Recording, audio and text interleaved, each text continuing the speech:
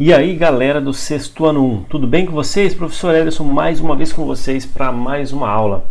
Antes da gente começar a falar sobre o assunto novo, que vai ser da próxima atividade, então vamos fazer a correção dos exercícios, ok? Então pegue a tua apostila, se você já fez, confira comigo lá no replay. Quer dizer, não tem replay, né? Vamos lá.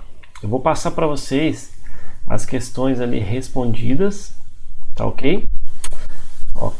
Ok, vamos lá. Eu vou entrar no positivo on, que eu consigo ali, né, online. Vamos passar pelas questões, página 5 e página 11, que foi a última atividade realizada. Vamos lá então. Página 5. Primeira questão estava relacionada ao tempo geológico.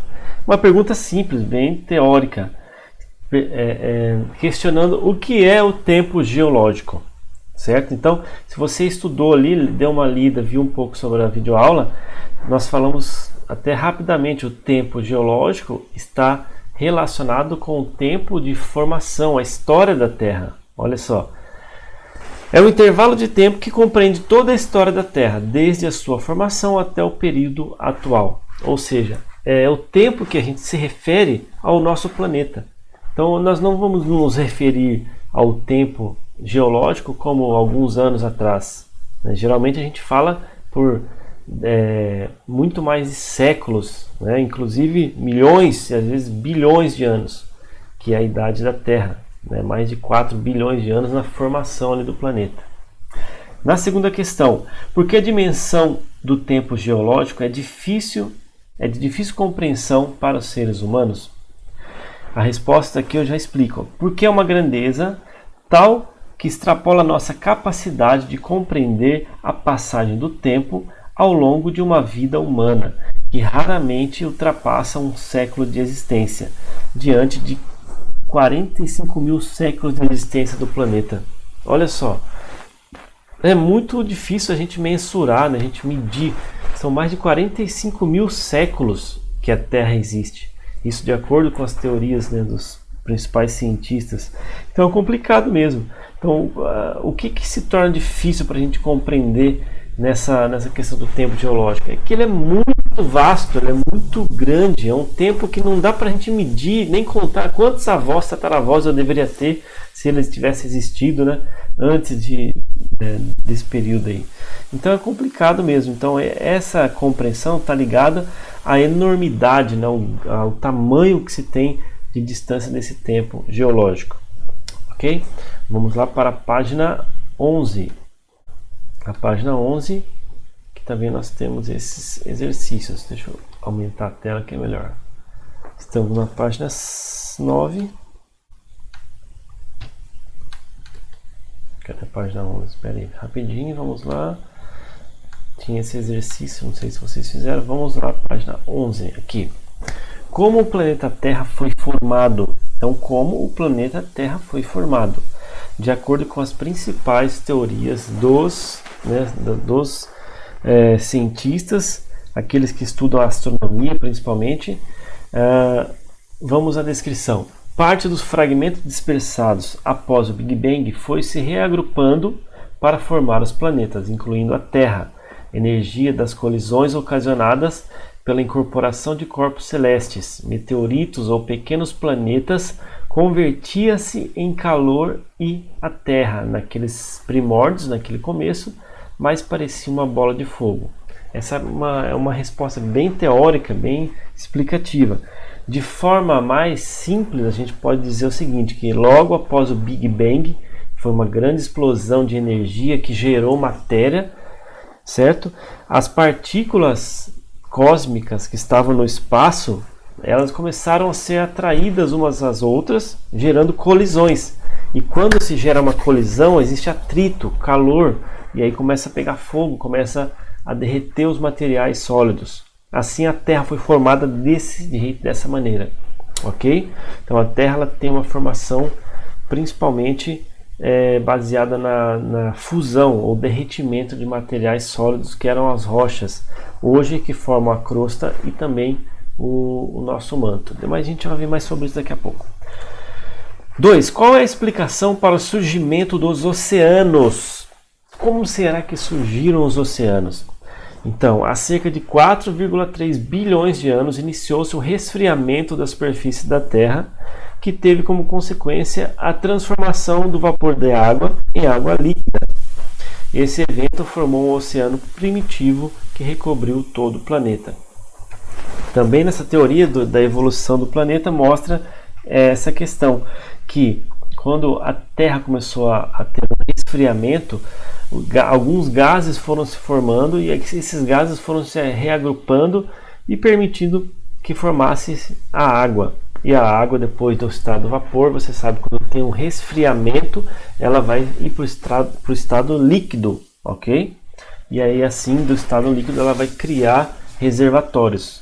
Começaram provavelmente por reservatórios subterrâneos que nós temos no planeta, os aquíferos. Quando digamos assim, quando foi saturado, quando encheu muito esses reservatórios, onde a água não entrava mais, começou a formar então os oceanos, ok? É por aí. Questão 3. A atmosfera da Terra sempre teve as mesmas características da atual? Justifique sua resposta. Então, provavelmente não. Você deve ter lido lá que cerca de 4,3 bilhões de anos atrás, na formação da atmosfera primitiva, os gases que estavam ali principalmente eram gás carbônico, que é o CO2, vapor de água, que é H2O. Na atualidade, a atmosfera tem 76% de nitrogênio, N2, 21% de oxigênio, O2, 1% de argônio e o restante é composto por vapor d'água e os outros gases que nós temos no planeta, ok? Então é bem diferente. No começo existiam poucos gases.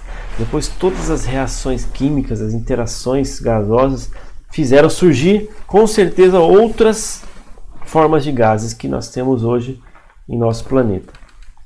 Vamos lá. Questão 4. Pesquisas ambientais indicam que os resultados das alterações locais proporcionadas pelo ser humano podem interferir até mesmo em espaços longínquos, isolados e desabitados do planeta. Como isso é possível? Cite 2 exemplos. Então, assim, essa questão está ligada à questão dos gases, da transmissão, da modificação, da mudança desses gases. Então, vamos ali a resposta. As emissões gasosas geradas principalmente nos ambientes urbanos acabam alcançando a alta atmosfera e esses poluentes são transportados pelas correntes de ar para vários lugares, como a poluição atmosférica verificada na Antártida. De modo semelhante, parte dos resíduos sólidos do lixo lançados nos rios também alcançam os oceanos e é transportada por correntes marítimas, interferindo e colocando em risco de extinção diversos ecossistemas marinhos, como os corais. Então, esse tipo de informação está baseada nessa movimentação, na dinâmica da Terra, porque ela tem a dinâmica atmosférica em que os gases eles vão passando por vários outros continentes, vários outros espaços, e também temos as águas dos oceanos que são, entre aspas, alimentadas com o nosso lixo que vai dos rios para os mares e podem ir para outros mares e outros oceanos. Então isso acontece sim, com certeza, e o nosso planeta precisa ser mais cuidado. Vamos lá, questão 5. Analise a imagem a seguir. Que tipos de problemas ambientais são retratados nela? Quais ações humanas são responsáveis pela existência desses problemas? Então aqui dá para perceber-se que as pessoas estão com máscara, certo? Mas por mais que nós estamos num momento de pandemia relacionada à questão de vírus, né? Essa imagem mostra provavelmente uma questão de poluição do ar, poluição atmosférica. Então a imagem retrata a poluição atmosférica causada pela liberação de poluentes na atmosfera por automóveis, ônibus, caminhões e fábricas. Lá em Pequim, na China, tem muita produção industrial, muitos veículos, e isso faz com que se gere uma produção muito grande também de poluentes no ar. E as pessoas têm que andar de máscara justamente para não ficar respirando aquele ar que está poluído, ok? Bom, essa foi a correção então das questões. Vamos agora então ao que interessa mais, que é o nosso estudo dessa primeira semana. Segunda semana de junho. Bora então. Vamos falar agora sobre a questão da formação, mas muito mais da estrutura da Terra. Para a gente entender a estrutura terrestre, como que ela é realmente formada ali por dentro e até sua superfície, nós precisamos saber sobre as suas camadas. Ela tem algumas camadas, muitos já sabem, mas nós vamos rever, ou para alguns que não sabem, nós vamos vê-los, ok? Na geologia, então, na formação da Terra, nós temos um momento em que a Terra é formada por altas temperaturas. Eu até comentei na tarefa isso aí. Ela tem um material pastoso devido às suas altas temperaturas. Que material pastoso é esse? Ele é formado pelo magma, justamente o magma. Vamos assistir rapidamente aqui, ó, a um videozinho para ver um pouco dessa formação do planeta Terra.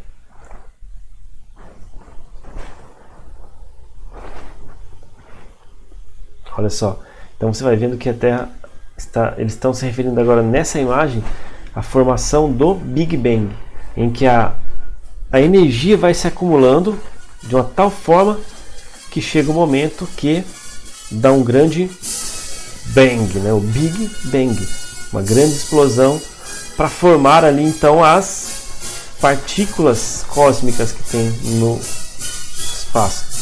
E essa expansão começou a criar algumas galáxias, alguns planetas, até chegar na formação daí do planeta Terra.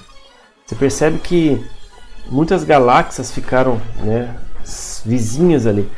E aí no nosso sistema formou-se o Sol, que é principalmente formado por hidrogênio e hélio a altas temperaturas, certo?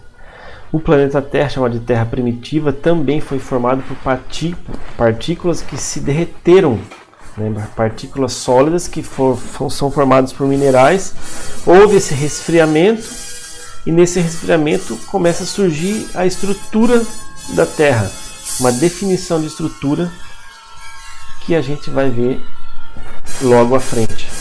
Ok? Olha só, formação de vulcão, intenso vulcanismo, isso no início do planeta Terra.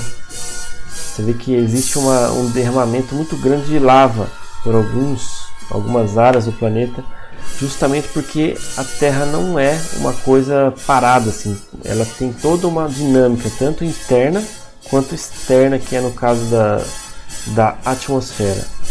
Isso mostra-se a separação dos continentes, que antes era chamada de Pangeia, mas nós vamos ver isso então mais à frente. Vamos lá? Falando então das camadas da Terra. A primeira camada que nós estamos citando agora é a crosta terrestre, ou chamada de litosfera. A segunda é o manto superior, juntamente com o manto inferior, eles formam o manto terrestre. O núcleo externo e o núcleo interno são aqueles que estão no centro da Terra, certo? Então, vou falar um pouco de cada uma dessas aqui para você se inteirar do assunto. Vamos lá. O núcleo, ele é o centro da Terra e ele é formado principalmente de ferro, mas também tem alguns cientistas que dizem que é formado por níquel. Então, eles chamavam-se de núcleo de ferro e níquel, ok? O núcleo é a porção central do nosso planeta. Ele tem cerca de 3.400 quilômetros. Imagina você encontrar então um território com 3.400 quilômetros de espessura. É impossível de chegar lá no núcleo, e principalmente porque, além de ter uma distância, uma espessura muito grande, ele é extremamente quente, né? Nós temos a separação entre o núcleo interno e o externo. O núcleo interno, ele é um imenso cristal de ferro sólido, o interno, o mais interior lá. Ele é líquido, e o núcleo externo é líquido, pois é formado de ferro derretido.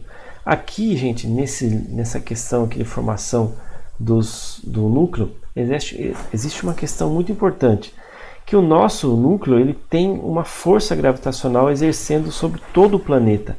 Então é importante que vocês lembrem de um fato: a força da gravidade da Terra só existe porque existe uma massa muito grande, uma atração magnética muito grande. Por isso se refere-se a essa questão do ferro estar ali, porque as pessoas não entendem por que não existe, assim, digamos, por que a Terra não seria oca, né?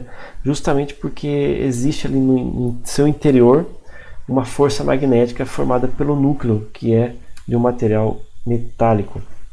O núcleo interno ele tem uma temperatura de cerca de 6.000 graus Celsius e está imerso no núcleo externo. Acredita-se que o núcleo interno gira no sentido oposto e um pouco mais rápido do que a Terra.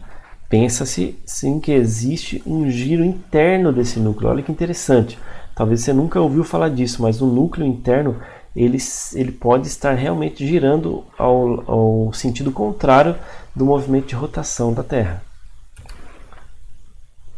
E o manto? O que nós temos no manto? O manto também é de material pastoso, fervente, em constante movimento. Envolvendo o núcleo, existe uma grossa camada pastosa de 2.900 km de espessura, que é o manto. O manto terrestre é formado de magma, uma mistura fervente principalmente de silicato de magnésio e ferro. O manto tem uma temperatura aproximada de 3.500 graus Celsius. Dá para mergulhar ali? Não, com certeza. Tanto é que as expedições que fazem para tentar chegar até o manto é impossível, porque as temperaturas são absurdas, né? O magma e o núcleo externo estão em constante movimento. Isso acontece porque o calor do núcleo interno, que é sólido, né, ele se propaga para o núcleo externo, que é líquido, e para o magma pastoso. Como que a gente explica isso? É mais ou menos assim, como se fosse uma panela de pressão. Quando o fogo vem de baixo, ele faz com que o fogo, né, a parte mais quente, ela venha subir. Quando ela sobe, ela encontra uma área mais fria, resfria-se e desce. Esse movimento aqui, gravem bem essa informação, ele é chamado de movimento de convecção ou movimento convectivo, onde existe aqui uma movimentação do magma. Ele fica borbulhando, mexendo como se fosse uma sopa na panela de pressão, né? E fica mexendo ali, onde ele sobe e desce. O calor de baixo esquenta, ele sobe, esfria, depois ele desce. É uma questão física, isso muito importante. Falando agora então sobre a crosta terrestre. A crosta terrestre começa logo acima do manto, é também chamada de litosfera, ou alguns chamam de crosta, outros falam crosta, mas ela é conhecida também como litosfera. Litosfera significa esfera rochosa. A espessura da crosta terrestre varia entre 10 e 70 km, lembrando que para atingir o ponto mais profundo da Terra, teríamos que imaginar um percurso de 6.370 km, que com certeza você vai saber que não é muito fino, né? Então assim, digamos que a crosta terrestre seria uma casquinha bem fina, né, dessa imensidão do planeta Terra.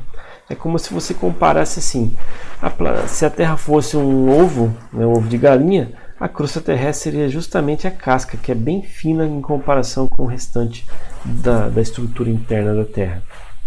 Os principais elementos químicos que formam a crosta são o oxigênio, o silício, o alumínio.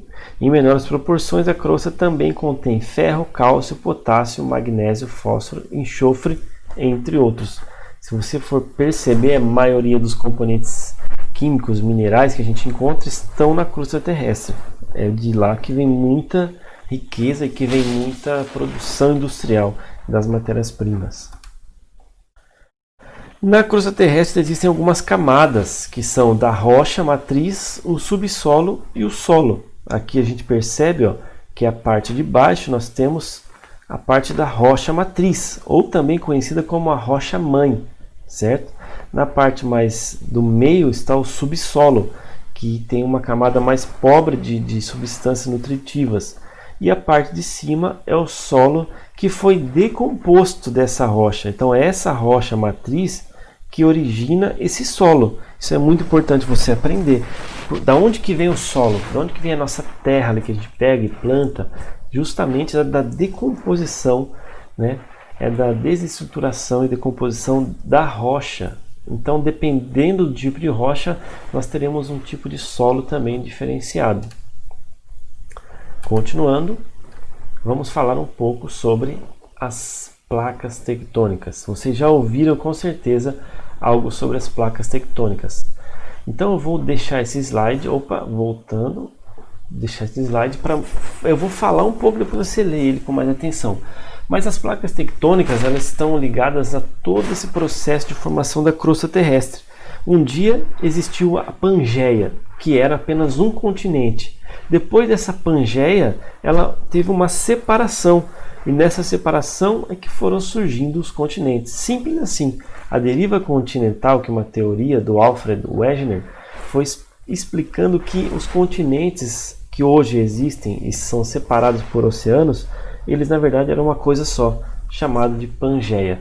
Esses blocos foram se separando e depois tornaram-se como estão hoje. Nós vamos ver um vídeo rapidinho mostrando e simulando essa questão aí da Pangeia. Vamos lá. Opa, tá travando aqui porque eu coloquei no... Peraí. Como é que eu saio aqui? Não deu. Desculpa, não deu para passar o vídeo. Mas nós temos que entender que a Pangeia, ela foi formando e se separando, aliás, em algumas partes. Primeiro na Laurásia e a Gondwana, que foram os dois maiores continentes que nós tivemos no planeta, e cada uma dessas gerou outras partes, que foram a América do Norte, aqui na Laurásia, a Ásia e a Europa, que era separada inicialmente. E a Gondwana foi separando entre África, América do Sul, Antártida, Austrália e Índia. Então você vê, ó, no hemisfério norte tivemos essas partes, e no hemisfério sul os outros. Como que aconteceu durante o processo de junção de alguns? Você vê que a Europa e a Ásia juntaram-se, ela não tem uma separação física, certo? E a América do Norte juntou-se também à América do Sul e criou também ali a América Central, ok? A Índia, que era um continente separado, se juntou também à Ásia, certo? A Austrália ficou separada, a Antártida ficou separada, e a África juntou-se também ao continente europeu e asiático, ok? As placas tectônicas então ficaram dessa maneira. Olha só, existem grandes placas no planeta espalhadas, ok? E nós temos que uma placa tem direções diferentes das outras às vezes. A placa sul-americana que tem o Brasil, por exemplo, ela vai para oeste. Já a placa africana vai para leste. O que acontece nessa separação de placas? Justamente a formação aqui, ó, de cadeias de montanhas no fundo do oceano e vulcões. Quando existe uma separação, existe aí, nós vamos falar um pouco sobre isso, dos limites das placas tectônicas, que aí elas vão formando separações, ou quando elas se juntam também fazem soerguimentos da placa continental e elas fazem formação de montanhas, ok? Consequências então do movimento.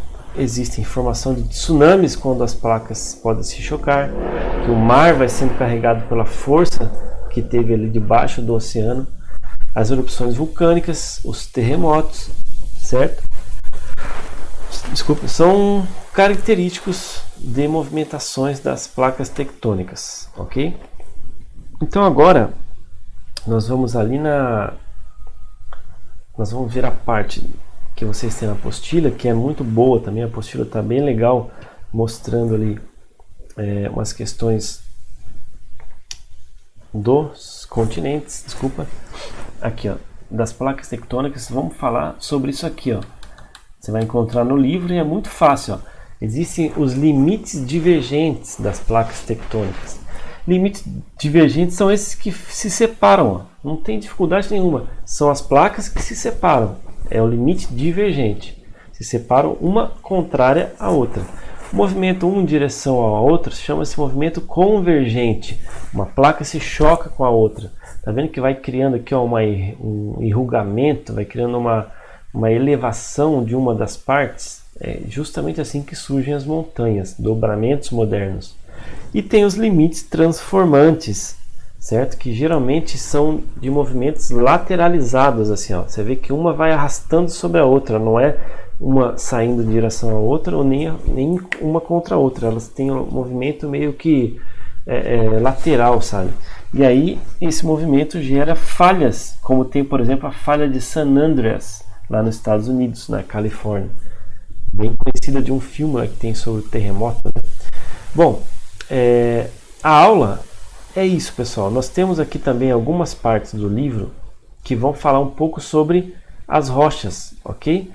Vocês vão estudar bastante também das rochas em ciências. Eu não tenho muito o que falar sobre as rochas, simplesmente comentar com vocês que as rochas são formadas justamente pelo esfriamento da crosta terrestre, né, que era na verdade formado antigamente por magma ou lavas, e aí essa crosta terrestre ela fez com que as rochas fossem surgindo.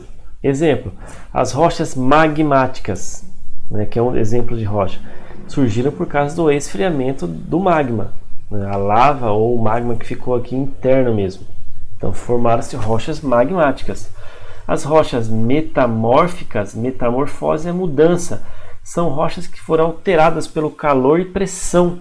Então elas ficam enrugadas, assim, ficam todas retorcidas e com algumas modificações mineralógicas, ok? E também tem as rochas sedimentares, que são formadas por restos de outras rochas. Rochas sedimentares formadas por sedimentos, restos, poeirinha, restinho de outra rocha ou solos. Então, as mais encontradas, com certeza, são as rochas magmáticas e as rochas sedimentares. Justamente porque as sedimentares geralmente estão sobre a superfície e as magmáticas são de antigos derrames vulcânicos. Ok, gente? Bom, essa então foi a videoaula. Acompanhe certinho aí na apostila o que deve ser feito. Na atividade tem certinho as páginas para fazer os exercícios. E qualquer dúvida, deixe para mim. Você já sabe que dúvidas é só falar comigo ou na nossa videoconferência, que é do... Deixa eu aparecer melhor aqui. Ou na nossa videoconferência, ou então pode ser pelo Positivo On lá na mensagem. Tá bom, gente? Um grande abraço, boas aulas para vocês, bons estudos e fui! Valeu! Tchau!